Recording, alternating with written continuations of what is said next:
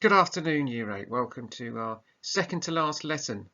We're going to be doing some creative writing today, but before we get on to that, which is your favourite Dickensian character that we've studied and why? Just spend 5 minutes on that and write it into your books. Mine is the Artful Dodger because he's incredibly resilient and clever. Despite being young and essentially homeless, he manages to survive in London. If he could just get a break, he'd probably be a very successful person. Our learning objective today is to write creatively from the perspective of a Dickensian character. So your title is Dickensian Creative Writing.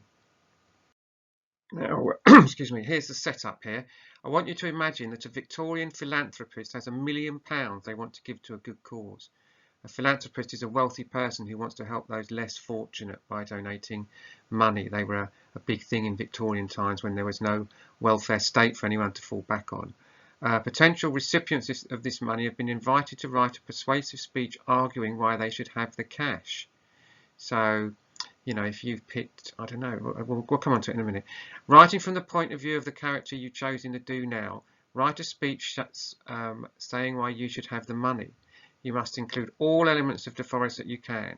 Look back in your books if you can't remember what they all are. Now, I picked the Artful Dodger.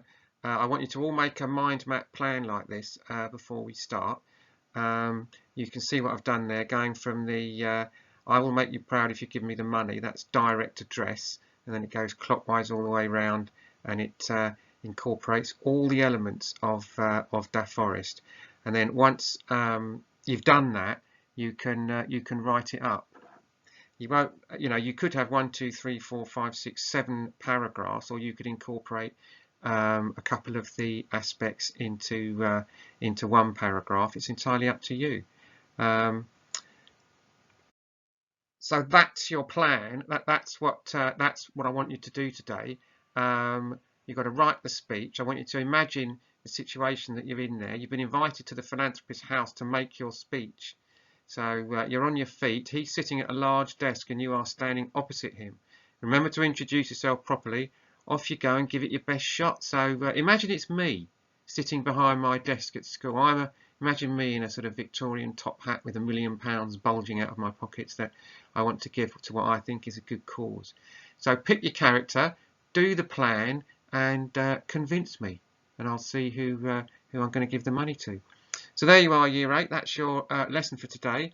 Remember to upload it to class charts. We're nearly there now, but you know, I do love reading your work. I mean that. So upload it to class charts.